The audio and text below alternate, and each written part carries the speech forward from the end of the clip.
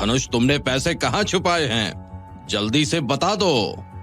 धनुष, मुझे मालूम है कि तुम्हें स्कूल की फीस भरने के लिए पैसों की जरूरत है, पर क्या तुम चोरी किए हुए पैसों से अपने स्कूल की फीस भरोगे?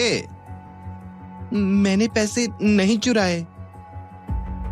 धनुष अपने मामा मामी के सामने सिर झुकाकर खड़ा था। उसके पापा के गुजर जाने के बाद से धनुष और उसकी माँ का ख्याल मामा मामी ने ही रखा है, लेकिन एक हाई स्कूल के बच्चे के लिए चोरी का आरोप बहुत बड़ा था।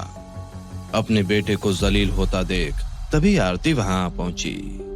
आप दोनों ने धनुष को अपनी आंखों के सामने बड़ा होते देखा है। ये बचपन से ही बहुत ईमानदार रहा है और मेरा धनुष तो कभी झूठ भी नहीं बोलता। अगर ये कह रहा है कि उसने वो 3,000 रुपए नहीं लिए तो सचमुच ये उन रुपयों के बारे में कुछ नहीं जानता।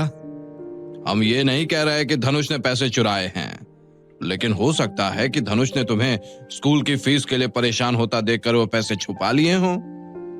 अपने भाई की ऐसी बातें सुनकर आरती चुपचाप खड़ी रही।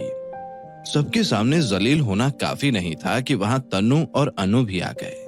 पिछले 1 साल में हुए सारे दर्द आरती के उभर पड़े और वो रोने लगी।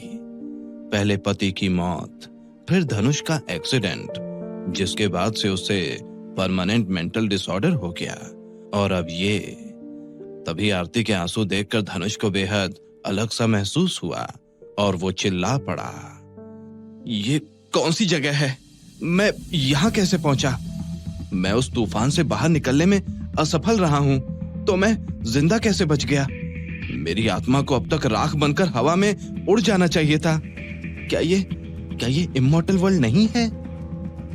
आखिर किस इमॉर्टल वर्ल्ड और तूफान की बात कर रहा है धनुष? अचानक ऐसा क्या हुआ कि धनुष ऐसी बातें करने लगा? कहीं ये डिसऑर्डर की वजह से तो नहीं? क्या सच में धनुष ने पैसे चुराए थे, या फिर थी मामा मामी की ये कोई चाल? क्या धनुष अपनी माँ के साथ हुए अन्याय का बदला ले पाएगा? पर कैसे?